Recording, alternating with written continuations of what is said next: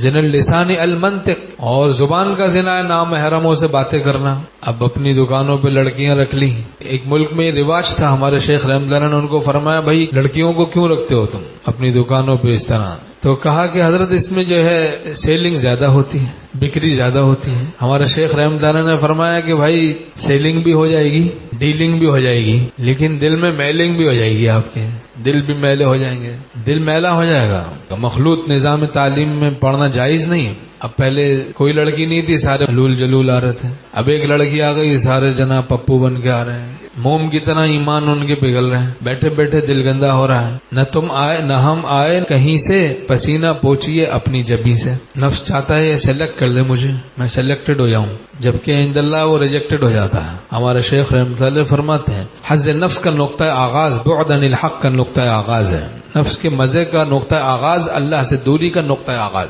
نفس کا اژدہا دلا دیکھ ابھی مرا نہیں، غافل ادھر ہوا نہیں اس نے ادھر ڈسا نہیں۔ تو بھئی دکان پہ ہیں، کوئی گاہک آ گئی، اب اس کے ساتھ غیر ضروری باتیں کر رہے ہیں۔ آپ کہاں رہتی ہیں؟ آپ کہاں رہتے ہیں؟ ہم تو سیکٹر 10 میں رہتے ہیں۔ اچھا بس اب کیا بولیں، تو بلا وجہ تعلقات بڑھا رہے ہیں۔ وہ بڈھا آ رہا ہے حکیم صاحب کے پاس، حکیم صاحب اس کو فوراً 1 منٹ میں فارغ کر کے بھیج رہے ہیں۔ وہ دوشیزہ آ رہی ہے، 15 منٹ جناب ان کو دیے ہوئے ہیں، اچھی طریقے سے حال احوال پوچھ رہے ہیں۔ یہ خباثت نفس ہے نا، خباثت نفس۔ وہ بڑے میاں تھیلے اٹھا کے لے جا رہے ہیں، ان سے لے کے اٹھا کے آگے تک پہنچانے کی خدمت کی توفیق نہیں ہو رہی۔ وہ خاتون لے کے جا رہی جناب بڑی، ان کے میں اٹھا لوں آگے تک پہنچا دوں۔ حقیر فقیر بندہ عبد القدیر خدمت کے لیے حاضر ہے، اور بڑے میاں کی گاڑی پنچر ہو گئی، کوئی بھی کھڑا روک نہیں رہا گاڑی، اس عورت کی گاڑی پنچر ہو گئی، کتنے سارے بھائی پہنچ گئے۔ ہمارے شیخ رحمۃ اللہ نے فرمایا حسینوں کے بارے میں جلاد بن جاؤ، ٹائٹ رہو تاکہ یہ دھوکہ نہ دے سکے ہمیں۔